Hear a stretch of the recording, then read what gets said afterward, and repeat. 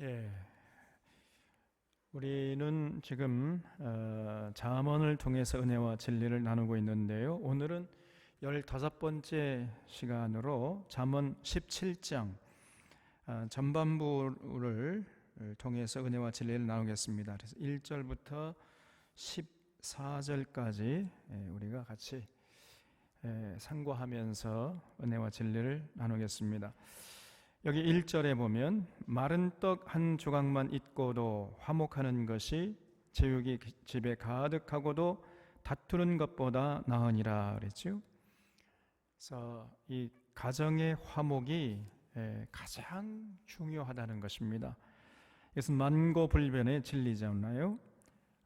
가화만사성이란 말도 있는 것처럼, 그래서 고대 광실에서 날마다 기름진 음식 먹고 살면서 서로 다투고 싸우고 불화하면서 살아가는 것, 이거는 사실은 그 지옥이죠, 지옥. 아무리 부귀영화를 누린다 할지라도 절대로 그런 삶은 행복한 삶이 될 수가 없습니다. 여러분 보세요. 지금 롯데를 비롯해서 이 재벌가들을 보십시오. 그 사람들은 부족한 것이 없거든요. 그러니까 하나도 새로울 게 없는 거예요. 이미 다 갖고 있고 누리고 있기 때문에 우리 같은 서민들은 조그만 것만 생겨도 굉장히 신선하게 느껴지잖아요. 새롭고. 그런데 저 사람은 이미 다 있어요. 그렇기 때문에 아무리 좋은 것을 누린다 할지라도 기뻐할 수가 없는 것이고 감사할 수가 없습니다. 그래서 여러분, 지금 재벌가들 보십시오. 제육이 집에 가득하지만은, 그러나 그 후손들이 유산 상속을 놓고 서로 법정 다툼을 하고 있잖아요. 그것이 결국 지옥인 것입니다. 그래서 시금치 날마다 콩나물 먹고 살지만은 온 식구들이 하나님을 사랑하고 서로 참 존중하고 존경하면서 이렇게 화목하게 살아가는 이런 가정이 가장 복된 가정이다 그 말이죠. 그래서 그런 가정은 날마다 천국을 맛보면서 살아가는 것입니다. 우리가 찬양하잖아요. 높은 산이 거친 들이, 그다음 뭐예요? 초막이나 궁궐이나 내 주 예수 모신 곳, 내 주 예수 모신 곳이 그 어디나 하늘나라. 내 주 예수 모신 곳, 그것이, 그런 가정이 날마다 천국을 맛보고 누리는 것입니다. 가장 천국이 되는 거지요. 여러분, 절대로 이 자본에 휘둘리면 안 돼요. 자본에 휘둘리고 자본의 노예가 된 사람, 이 사람은 이미 지옥을 맛보는 사람이에요. 이 자본주의 사회 속에서 살아가는 우리들이 정말로 이 경각심을 가지고 우리 자신을 돌아봐야 됩니다. 여러분이 우리가 잘 아는 것처럼 여리고의 삭개오 세리장이었잖아요. 부자였습니다. 남 부러울 것이 없는 그런 물질의 풍요로움을 누렸습니다. 그러나 그는 행복하지 못했고 불행했습니다. 언제나 외톨이였고 그래서 외로웠습니다. 주변 이웃들과의 관계에 담을 쌓고 그냥 폐쇄적으로 살았지요. 주변 사람들로부터 민족 반역자, 수전노 이런 평가를 받으면서 살았잖아요. 그러니까 그 내면적으로 얼마나 그 참 심적인 고통이 컸겠습니까? 그래서 예수님 만나자마자 내가 오늘 내 집에 유하여 하겠다, 그 말 소리, 그 한마디 소리에 그냥 완전히 그동안 자신이 쌓아 올렸던 삶이 허물어져 버렸잖아요. 그래서 다름이처럼 쪼르르 내려와가지고 주님, 제가 전 재산 전부는 아니에요, 절반을 팔아가지고 가난한 자에게 나눠주고 네게 토색한 거 있으면 4배를 갚겠나이다, 이렇게 선포하지 않았습니까? 다시 말하면요, 더 이상 이제 물질에 휘둘리지 않는 삶을 살겠다, 이렇게 선포한 거지요. 그래서 불행한 삶은 더 이상 살지 않겠노라. 이렇게 선포하면서 이제 그 이웃으로 향한 모든 폐쇄적인 삶을 다 청산하고 이웃의 문을 활짝 열어 젖힌 거잖아요. 여러분, 진실로 이 삭개오가 회개한 거죠. 그랬을 때 예수님이 이 사람도 이스라엘 자손이로다 이렇게 선포했습니다. 그래서 그 물질보다 더 귀한 가치가 있다는 것을 언제나 우린 잊지 마셔야 돼. 마른 떡 한 조각만 있고도 화목하는 것, 이것이 제육이 집에 가득하고 서로 의심하고 싸우고 다투고 법정 투쟁하고, 이거는 사람이 할 짓이 못 되는 거지요. 근데 그렇게 살아간단 말이에요. 사람들이 재물의 노예가 되면은 참 어리석은 인생인 것입니다. 오늘 이 솔로몬의 지혜를 우리 마음속에 꼭 기억할 수 있기를 바랍니다. 이전에 슬기로운 종은 부끄러운 짓을 하는 주인의 아들을 다스리겠고 또 그 형제들 중에서 유업을 나누어 얻으리라 그랬죠. 여러분, 주인 입장에서 볼 때 슬기로운 종은 부끄러움을 끼치는 자기 아들보다 100배, 1000배 낫지 않겠습니까? 솔직하게 그렇잖아요. 그래서 결국 주인이 자기 아들보다 종을 더 중요한 자리에 앉히게 된다는 거예요. 그리고 아예 자신의 자리를 넘겨줘서 주인의 아들들 중에서 기업을 나누어 얻게 된다는 거예요. 사실은 이렇게 돼야 이게 마땅한 것이고 정상적인 겁니다. 우리나라가 이제 조선 시대는 그 나라를 이끌어가는 그 기본 틀이 유교로부터 빌려온 거지요. 유교였잖아요. 그리고 이제 이 유교가 일본에 이제 전해졌는데, 우리나라 유교하고 일본의 유교는 좀 다릅니다. 똑같은 유교를 믿지만은, 그러나 우리나라의 유교하고 일본의 유교는 완전히 달라요. 우리나라 유교는 교조주의적인 유교라고 할 수 있는가 하면은, 일본의 유교는 실용주의적인 유교라 이렇게 할 수 있습니다. 우리나라 유교는요, 제사를 굉장히 중시 여기잖아요. 그렇기 때문에 자기가 죽으면은 제사를 드려줄 자기 아들, 자기 피를 이어받은 자기 혈통의 아들을 그렇게 중요하게 여기는 거예요. 그래서 아무리 못난 자식이라 할지라도 그 자기 자식, 내 피를 이어받았으니까 내 새끼다. 그래서 그 자식에게 모든 가업과 모든 유업을 물려줬잖아요. 그러나 일본은 그렇지 않습니다. 일본은요, 실용적인 유교가 되었어요. 그래서 조금 이렇게 봐가지고 자식이 마음에 안 들고 좀 능력도 없고 좀 게으르고 그러잖아요. 그러면 아무리 내 피를 이어받은 자식이라 할지라도 외면해버려요. 그래서 종업원 중에서 똑똑한 사람을 후계자로 삼아가지고 자기 아들로 입적을 시킵니다. 그래서 자기 가업을 물려준 거예요.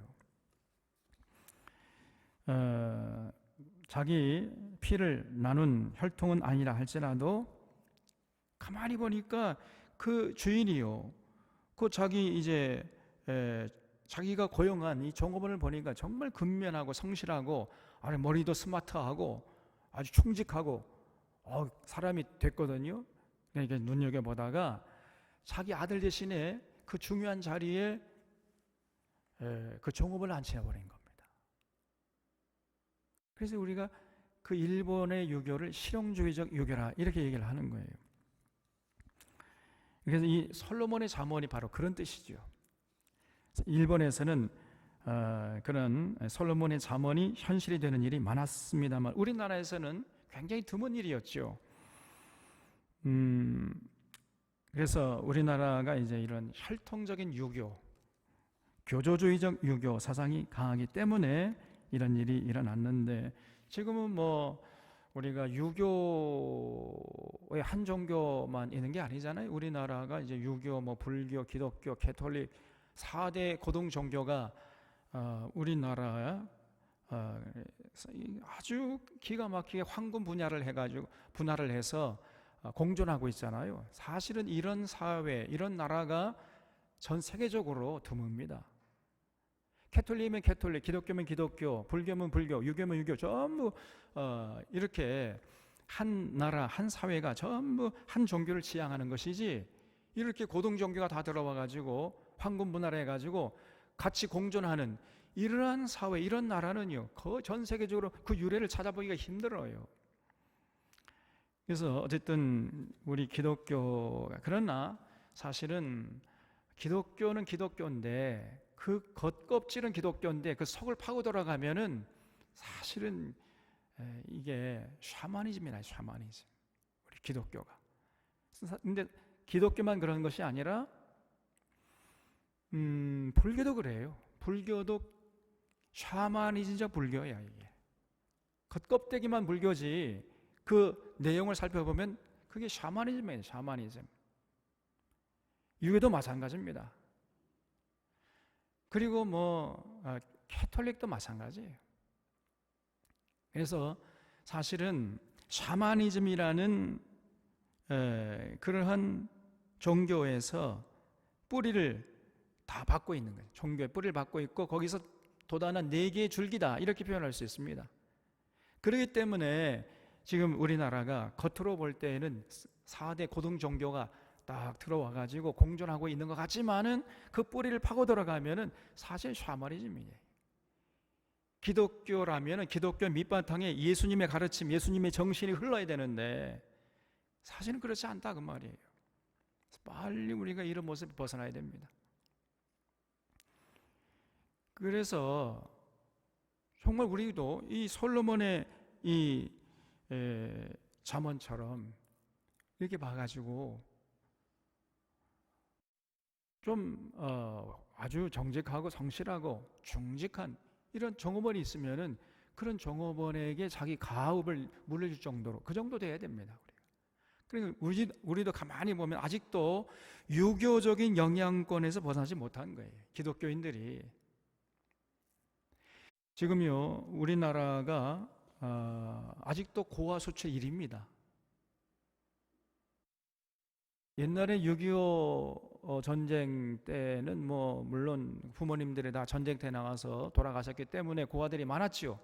그런데 지금은 그렇지 않잖아요. 그런 시대가 벌써 굉장히 오래 지났기 때문에 고아 수출 1위의 그 불명에서 벗어나야 되는데 사실은 아직도 그래요. 왜 그럴까요? 고아 수출에 아기들 수출이 1위라니까 지금도. 왜 그럴까요?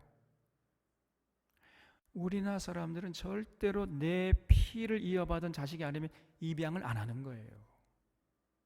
아직도 유교적인 영향권에서 우리가 벗어나지 못하고 있는 겁니다. 내 새끼만 중요한 줄 알아요.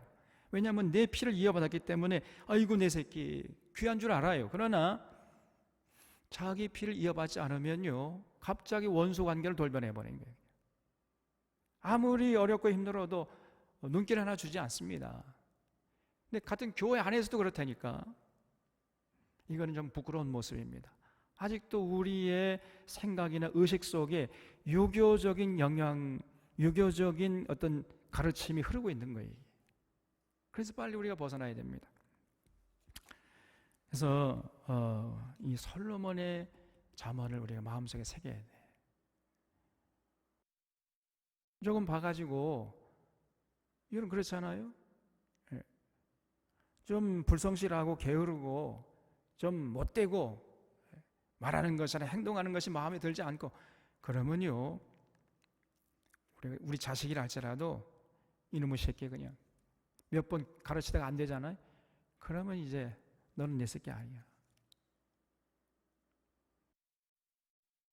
그래서 중요한 일을 맡기면 안 돼요. 그렇게 할 자신 있습니까? 3절에 보겠습니다. 도가니는 은을, 풀무는 금을 연단하거니와 여호와는 마음을 연단하시느니라 그랬죠. 그러니까 사람에게 제일 중요한 것은 마음이지요. 마음 씀씀이를 어떻게 쓰느냐에 따라서 그 사람의 인생이 달라지는 거 아니겠습니까?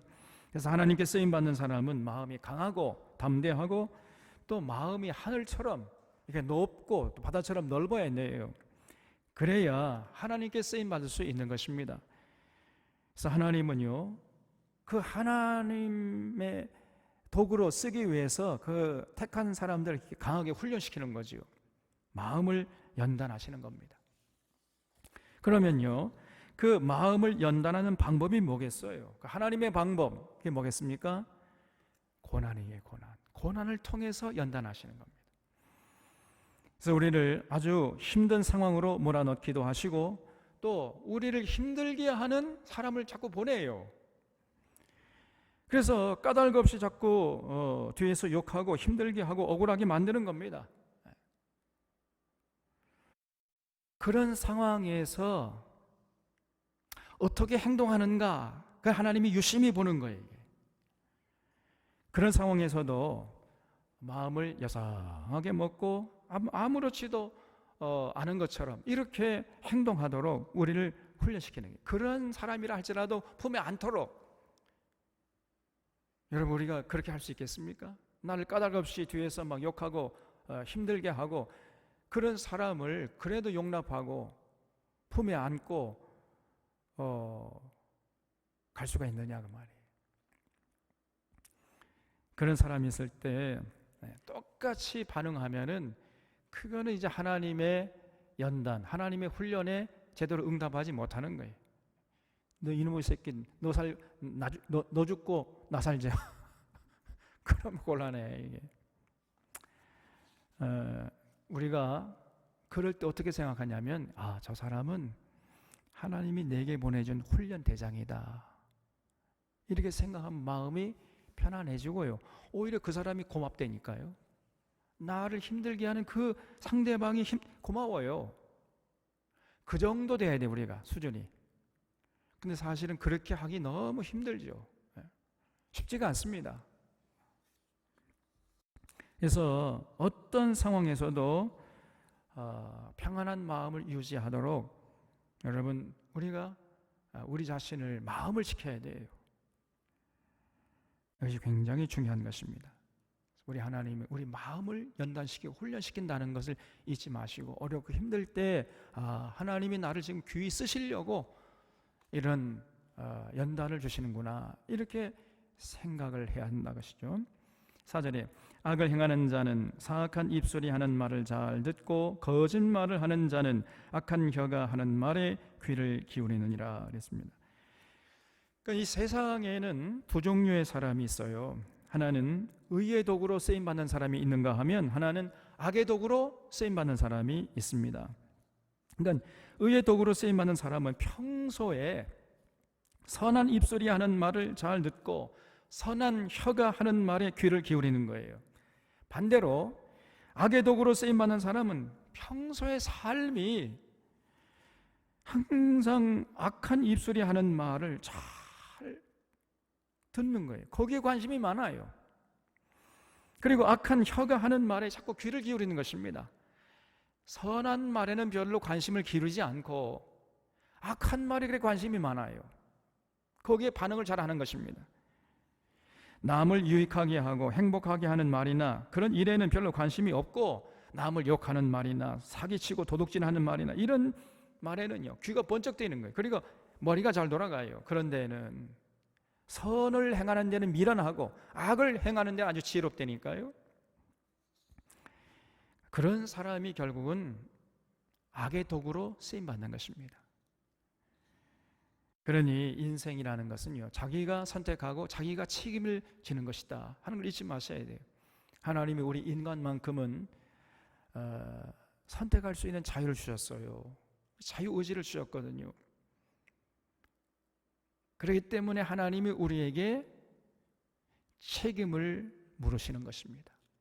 만약에 자유를 주지 않았다면 책임도 물을 수가 없는 거예요. 하나님이 우리에게 생명길과 사망길 선택할 수 있는 그 선택권을 보장해 주셨습니다. 그래서 우리가 선택하고 우리의 삶은 우리가 책임져야 돼요. 이걸 잊지 마셔야 됩니다. 여러분, 가룟 유다가 예수님을 팔았기 때문에 예수님이 십자가에서 돌아갈 수 있지 않았습니까? 그래서 인류를 구원하는 구원자가 예수님이 될 수가 있었잖아요. 이런 면에서 이렇게 생각하면은 가룟 유다도 하나님의 도구로 쓰임받은 인생이다, 이렇게 생각할 수 있죠. 그래서 사실은 가룟 유다의 심판은 부당하다, 이렇게 주장할 수 있습니다. 또 그렇게 주장하는 사람이 있다니까요. 아니, 가룟 유다가 예수님을 팔지 않았으면 예수님이 십자가에 달리지 않았을 것이고, 그러면 온 인류를 구원하는 구세주가 되지 못했을 거 아니냐. 그러니까 가룟 유다도 일종의 하나님의 도구로 쓰임받은 인생인데 그렇게 비참하게 왜 하나님이 죽게 하셨냐. 여러분, 이런 논리가 가능하잖아요. 근데 우리가 그런 논리를 뭐라고 하냐면 궤변이라고 그래요. 궤변. 아닙니다, 여러분. 가룟 유다가 평소에 삶이 그랬대. 삶이 항상 이 사악한 입술에 하는 말 잘 듣고 악한 말에 귀를 기울인 거예요. 그런 평소의 삶이 결국은 그를 악한 도구로 이끌어 갔던 것입니다.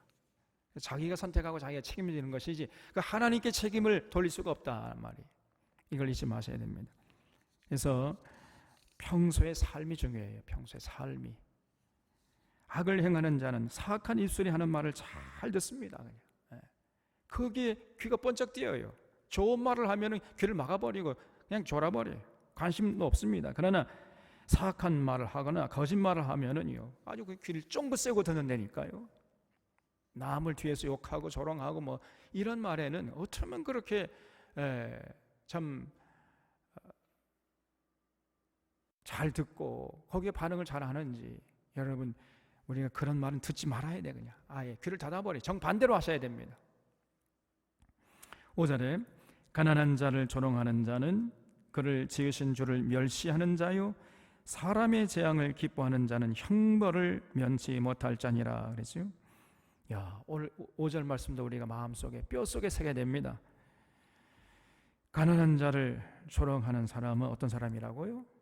하나님을 멸시하는 사람이 된단 말이죠. 왜냐하면요, 우리 하나님은 특별히 가난한 자들에게 관심이 많으세요. 가난한 자들에게 더욱 특별한 애정을 가지고 돌보려고 하시는 하나님이십니다.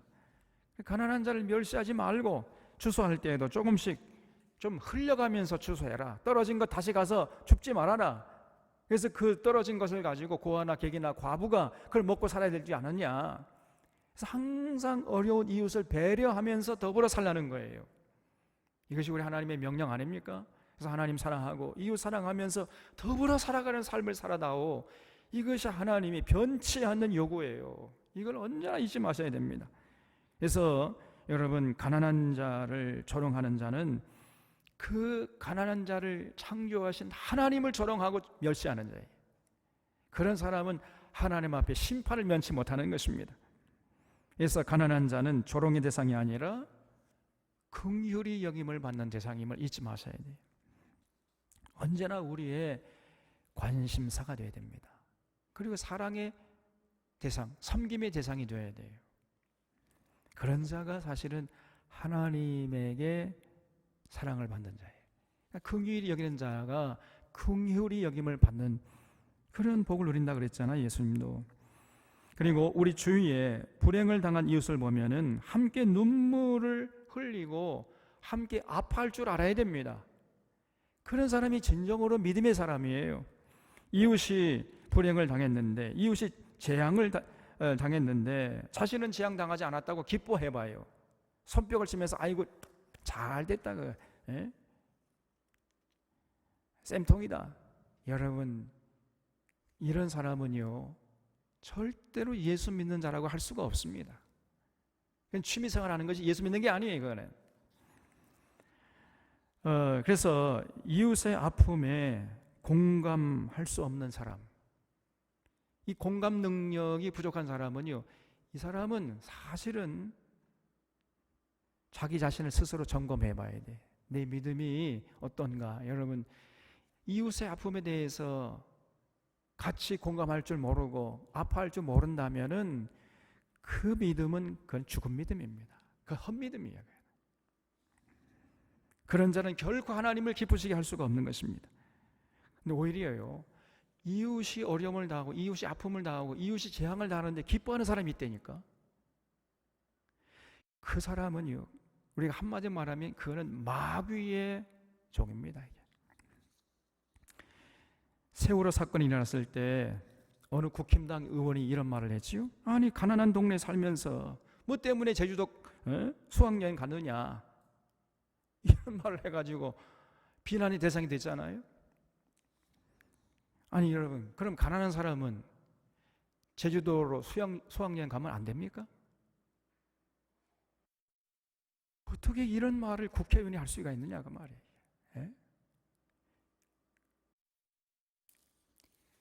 그런 말을 서슴없이 내뱉는 사람, 평소에 자신의 인생과 가치관이 그렇기 때문에 그런 말을 하는 거죠. 그게 바로 마귀의 종이에요. 그게. 지난번에 노회할 때 제가 깜짝 놀랐습니다. 하회노회, 그때 그 세월호 사건 당시에 하회노회 이제 갔는데, 뭐 우리가 뭐 거기 가입한 지 얼마 안 돼 가지고 하회노회 그를 개최하는 어느 교회 아주 물어물어 가가지고 뭐 저 장로님하고 같이, 우리 정 장로님하고 같이 갔는데, 그때 노란 리본을 달고 가니까요, 어느 그 교회, 아마 나이가 지긋한 분이, 아니 권사님 좀 되는가 봐요. 그 권사님 왜 이걸 달고 왔냐, 떼라고 그러더라고 우리한테. 그 노란 리본 보면 지긋지긋하다는 거예요. 제가 그 소리를 듣는 순간에, 야, 이 하회노회가 이 정도 수준이냐 이게. 제가 깜짝 놀랐습니다.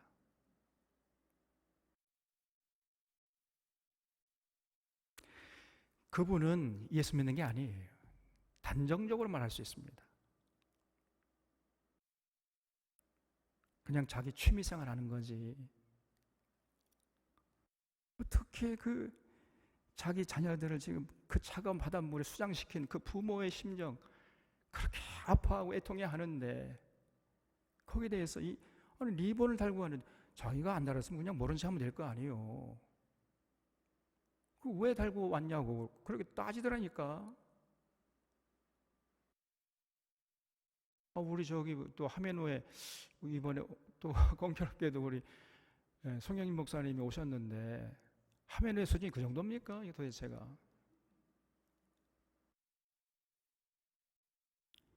여러분, 이웃이 어려움을 당하고 아픔을 당하는데 거기에 대해서 전혀 공감대를 이루지 못하고 연대할 줄 모른다면은 그것은요, 하나님을 멸시하는 겁니다. 하나님을 조롱하는 거예요. 예수님 보세요. 항상 가난한 자들과 함께 하셨잖아요. 억울한 자들과 함께 하시지 않았습니까? 그래서 가난한 자를 조롱하고 이웃이 당하는 재앙을 기뻐하는 자는 하나님을 멸시하는 자요, 하나님의 저주를 자청하는 이 마귀의 자식들임을 잊지 마셔야 돼요. 진실된 믿음의 사람들은요, 어려운 이웃의 아픔을 공감하고 연대하려는 이런 자세를 잃지 말아야 한다는 것을 우리 사랑하는 샤론의 교우들은 마음속에 깊이 새길 수 있기를 바랍니다. 6절에 손자는 노인의 면류관이요 아비는 자식의 영환이라 그랬습니다. 그래서 여러분, 자식을 많이 낳는 것이 잘하는 것이죠.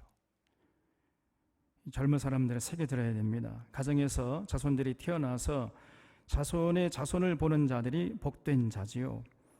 사랑의 결실로 태어난 자녀들을 주의 교양과 훈계로 잘 양육하는 것보다 더 큰 행복과 더 중요한 일이 없다는 것을 우리 샤론의 교우들은 잊지 마시기를 바랍니다. 요즘에 청년들이 결혼을 안 하려고 하고 또 해도 자녀를 안 낳으려고 그래요. 빨리 생각을 바꿔야 됩니다. 아주 그건 어리석은 생각이에요. 그래서 하나님의 모든 복은 자녀라는 자녀라는 그릇에 담아가지고 하나님의 모든 복을 우리에게 보내신다는 것을 잊지 마셔야 돼요. 그래서 우리 자녀가 하나님이 주신 복의 근원이다.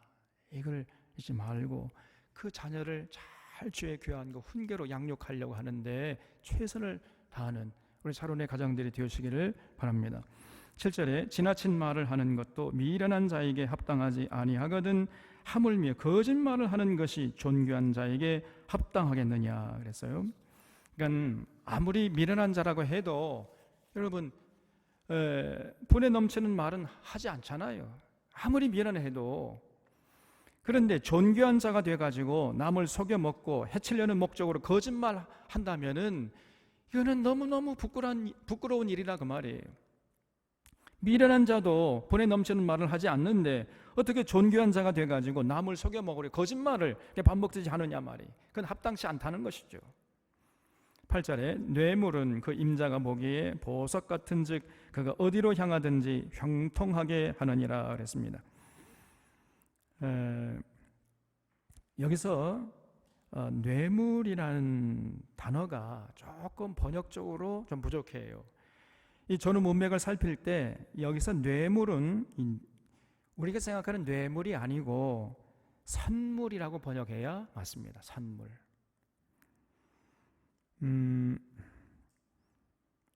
사람 사이에 여러분 선물은 필요해요. 뇌물은 주고받으면 안 되지만은 선물은 주고받을 필요가 있습니다.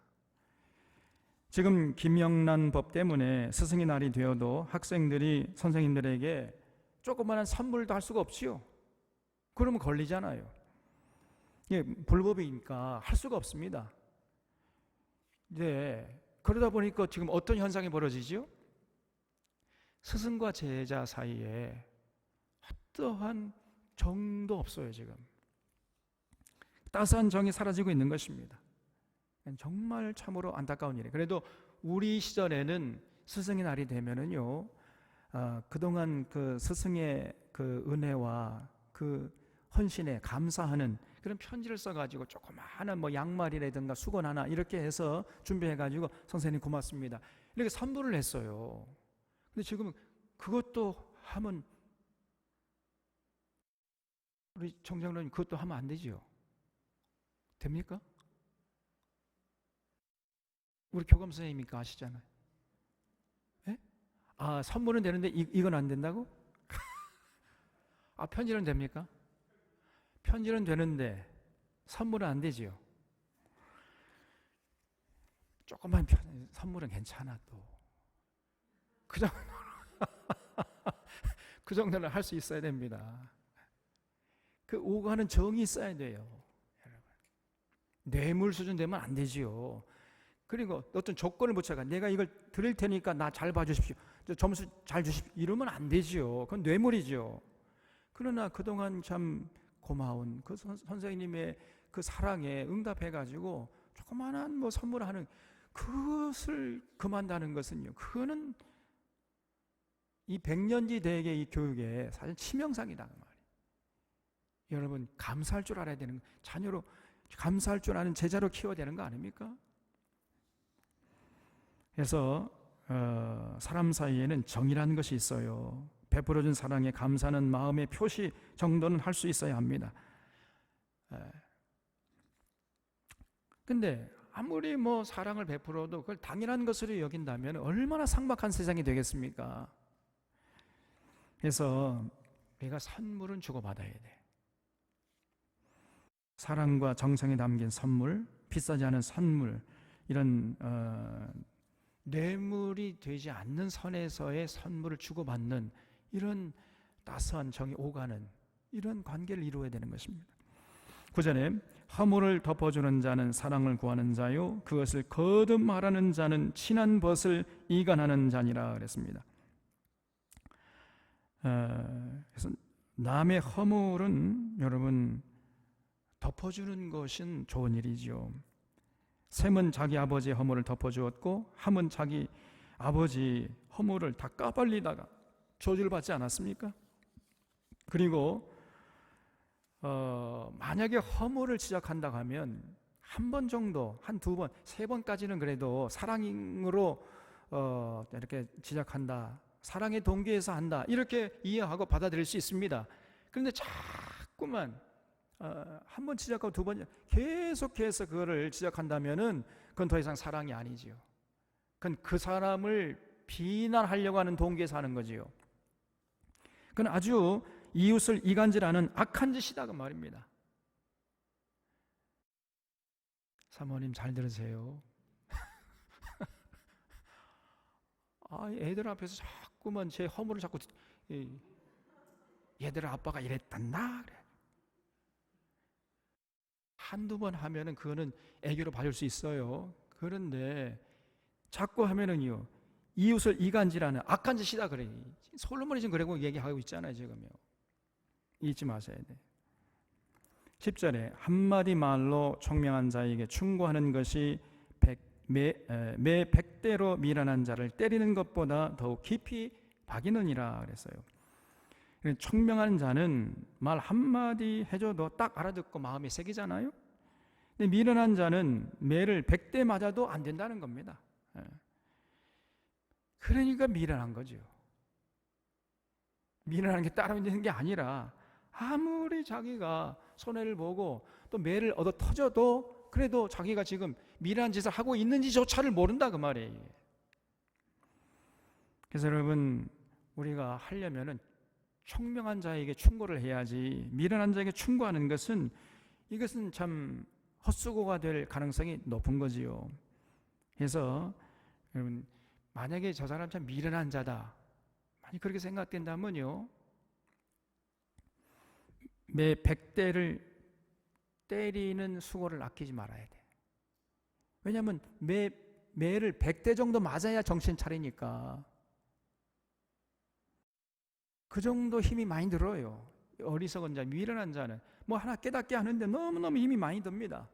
그러나 총명한 사람은 딱 한마디만 해줘도 아이쿠 그렇구나, 금방 깨닫는단 말이에요. 그러니까 쉬운 거죠. 그래서 이 참 솔로몬의 이 지혜가 참 대단하지요. 11절에 악한 자는 반역만 힘쓰나니 그러므로 그에게 잔인한 사자가 보냄을 받으리라 그랬죠. 그래서 누가 악한 자입니까? 여러분, 자기에게 조금만 손해가 나면 금방 딴 생각을 하는 사람, 그 사람이 악한 사람이라는 거예요. 그러니까 이런 악한 사람은요, 의리고 나발이고 그런 거 없어요. 그냥 조금만 그 이해관계에서 자기의 이해관계가 충돌이 되면요, 금방 원수관계로 돌변해 버리는 거예요. 그래서 악한 자는 반역만 힘쓰는 거예요. 그러니까 그런 사람은요, 스스로 자기 무덤을 파는 자나 똑같은 겁니다. 그런 사람은 누가 찾아온다고요? 잔인한 사자가 찾아온대요. 다시 말하면은 여러분, 사자를 만나면 어떻게 되겠습니까? 잔인한 사자 한번 만나보시겠습니까? 잔인한 사자 만나면 어떻게 되는 거예요? 그렇죠. 그러니까 그 생이 비극적으로 끝난다는 겁니다. 항상 반역만 해요. 조금이라도 자기에게 손해가 나면요, 금방 의리고 뭐고 배반해버리고, 이런 악한 사람은요, 결국은 그 인생 스스로 자기를 파멸에 이끄는 이런 어리석은 자단 말이죠. 12절에 차라리 새끼 뺏긴 암콤을 만날지언정 미련한 일을 행하는 미련한 자를 만나지 말 것이니라 그랬어요. 여러분, 미련한 사람을 만나는 것은 새끼 빼앗긴 암콤을 만나는 것보다 더 무섭다는 거예요. 참 표현이 절묘하죠. 이 솔로몬이 얼마나 이렇게 표현을 절묘하게 했는지 모르겠어요. 새끼를 잃은 암콤이니까 여러분, 그 암콤이 베는 게 있겠습니까? 지금 새끼를 잃은 마당인데 그냥 막 베는 대로, 닥치는 대로 다 부숴버리겠죠. 얼마나 무섭습니까? 그런데 그러한 암곰을 만나는 것보다 미련한 자를 만나는 것이 더 무섭다는 거예요. 그러니까 미련한 일을 행하는 미련한 자를 만나는 것은요, 이렇게 무섭다는 겁니다. 이건 대책이 없어요, 그냥. 그러니까 미련한 사람은 해서는 안 되는 짓을 버젓이 눈 하나 깜짝 안 하고 해버려요. 제가 생각할 때 저런 말을 하면 안 될 것 같은데 눈 하나 깜빡하지 않고 해버립니다. 그러면서 자기가 해서는 안 될 말, 해서는 안 될 짓을 했다는 자체를 모르고 있어요, 지금. 그런 사람을 우리는 만나지 않도록 날마다 기도해야 돼. 하나님, 제발 이 땅에 사는 동안에 그런 어리석은 사람, 미련한 사람 만나지 않게 도와주십시오. 이렇게 우리가 기도해야 됩니다. 왜냐하면 새끼를 빼앗긴 암곰을 만나는 것보다 더 무섭다는 거예요. 미련한 자를 만나는 것이. 그래서 미련한 사람은요, 정말 대책이 없는 겁니다. 미련한 일을 하는 사람하고 일을 같이 하다가는 제명에 죽지 못한다는 거, 이걸 우리가 잊지 마셔야 돼요. 13절에 누구든지 악으로 선을 갚으면 악이 그 집을 떠나지 아니하리라 그랬죠. 그래서 자기에게 선을 행하는 사람에게 그 선을 악으로 갚는 사람이 있어요. 근데 그 선한 사람은요, 평생 그 악이 그 삶을 떠나지 않는다는 것입니다. 아합과 이세벨 같은 사람들이 좋은 예지요. 이 아합이 길랄 라모스로 올라가서 결국은 전쟁하다가 죽었잖아요. 그리고 그 전에 이제 나봇의 포도원, 그것을 빼앗으려다가 뭐 잘 안 되니까 끙끙 앓아 누워 있는 걸 보고 그 아내 이세벨이 그래도 당신이 왕이요, 조금만 기다려봐요, 이렇게 해가지고 그 정치 깡패를 고용해서 거짓말을 퍼뜨리도록 해가지고, 여러분 거짓 증거 하지 말라 그랬잖아요. 근데 그 거짓 증거를 소문을 딱 퍼뜨린 다음에 그거를 딱 명무 삼아가지고 네 이놈, 네가 하나님을 저주하고 왕을 저주했지, 너 죽어봐라 해가지고 쳐 죽이고 그 나봇의 포도원을 강탈해 갔지 않았습니까?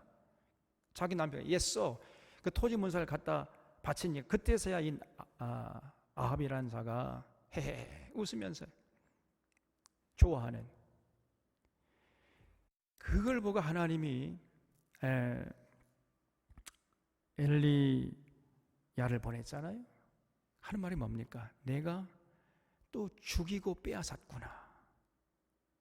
아합과 이세벨의 삶은 평생 죽이고 빼앗고 죽이는 이런 삶을 살았단 말이죠. 그러니까 항상 그 악을 행하면서 살았어요. 그러니까 결국은 그 아합과 이세벨의 삶에 악이 떠나지 않았습니다. 항상 그에게 악이 집 대문 앞에 기다리고 있었습니다, 여러분.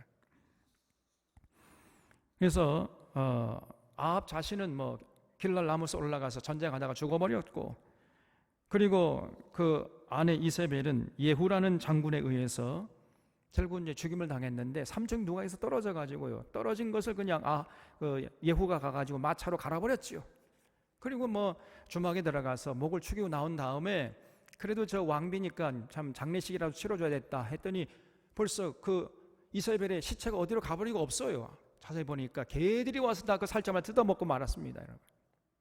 그래서 엘리야의 말이 그대로 현실이 되고 말았습니다. 그리고 아합과 이세벨의 아들이었던 여호아하스는 왕이 된 지 2년 만에 침상에서 떨어져 죽어버리고, 그리고 또 다른 아들이었던 여호람은 예후의 칼에 맞아 나봇의 포도원에서, 나봇이 피를 흘려 죽은 그 나봇의 포도원에서 그 아합의 아들이 피 흘려 죽었습니다, 여러분. 하나님의 심판이요, 얼마나 정확한지, 정말 무섭도록 하나님의 심판이 정확해요. 그리고 아합과 이세벨의 딸 이 아달랴라는 이 악녀가 남유다로 시집가 가지고 거기서 이제 자기 손자들을 다 죽이는 악한 짓을 하다가 결국은 아들은 자기 아들이지요, 여호아스, 예후의 칼에 맞아 죽고, 그리고 자신은 남유다 군인들의 칼에 맞아 죽어버렸어요. 끊임없이 그 아합과 이세벨의 가정에 악일 떠나지 않았던 것입니다, 여러분. 그래서 그냥 막 그 가정에 쑥대밭이 되고 말았잖아요. 하나님의 심판이에요.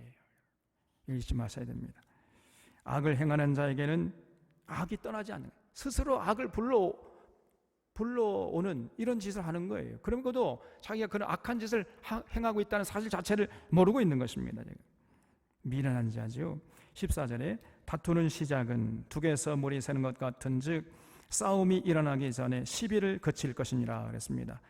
여러분, 큰 싸움은요 사실은 아무것도 아닌 아주 사소한 다툼에서부터 시작된다는 사실을 잊지 마셔야 돼요. 그래서 아무것도 아닌 문제가 점점 커지다가 급기야는 걷잡을 수 없는 큰 문제로 비화되는 것이고, 그래서 그 문제 속에 들어가서 헤매다가 인생을 그르치는 이런 사람들이 너무나 많아요. 다투는 시작은 뚝에서 물이 새는 것 같다. 이야, 이 비유가 얼마나 참 절묘합니까? 그래서 싸움이 일어나기 전에 시비를 그쳐야 된다는 거예요. 우리 사랑하는 사랑의 교우들은 정말 이 솔로몬의 가르침을 마음속에 뼛속 깊이 새길 수 있기를 바랍니다. 절대로요 사소한 시비라도 하면 안 돼. 그럴 바에는 뭐라고 그랬죠? 아니 조금 손해보고 마세요. 그거 가지고 따지고 뭐 그러지 말고, 아무것도 아닌 문제 그걸 조금이라도 손에 들 보려고 하다가 점점 큰 문제로 비약돼 가지고 나중에는 그 안에 들어가서 헤어나질 못하는 사람들이 있다니까요. 아주 어리석은 사람입니다, 여러분. 그래서 이웃과의 사소한 어떤 문제나 마찰이 생기면 내가 좀 손해보고 내가 양보하고 말아요. 그냥 꼭 그렇게 하시기를 주님의 이름으로 부탁드립니다, 여러분. 그래서 이웃과의 관계가 원만해야 돼. 항상 지는 게 이기는 거라 그랬잖아요. 이거는 개인뿐 아니라 나라와 나라 사이도 마찬가지입니다. 그래서 작은 충돌이 큰 전쟁으로 비화되는 경우가 비일비재한 거예요. 과거 남유다와 북이스라엘이 남북 간의 사소한 전쟁 연습하다가 큰 전쟁으로 비화된 경우도 있었잖아요. 그래서 사무엘하 2장에 보면은 다윗의 이제 군대하고 다윗의 한 지파 유다의 왕노릇하고, 그 다음에 나머지 11지파는 이제 사울의 아들이었던 누굽니까? 이스보셋이 왕노릇 할 때, 그때 사소한 어떤 전쟁 연습을 심심하니까 하다가 결국은 다윗의 장군이었던 요압하고 북이스라엘 장군이었던 아브넬이 서로 우리 심심하니까 그냥 전쟁 연습 조금 하자, 칼부림 하자, 이렇게 하다가 큰 전쟁으로 비화된 적이 있었잖아요. 여러분, 그래서 절대로 사소한 전쟁 연습이라도 그거 하면 안 돼. 그리고요, 만약에 어쩔 수 없이 그런 전쟁 연습을 할 때에는 반드시 상대방에게 알려야 됩니다. 통지를 한 다음에 해야 돼요. 그래야 결국은요 큰 전쟁으로 비화되지 않는 것입니다. 그래서 지금 이 휴전선에서 크고 작은 충돌이 일어나는 건 정말로 이게 조마조마한 거예요. 그래서 사소한 충돌이 있으면 안 됩니다.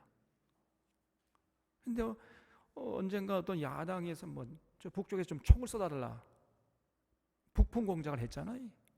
총을 쏘달라니. 이 선거가 다가오니까 이런 야비한 짓을 했어요, 여러분. 정말 그런 사람들은요, 이 나라 이 민족 팔아먹는 이런 민족 반역자지요, 여러분.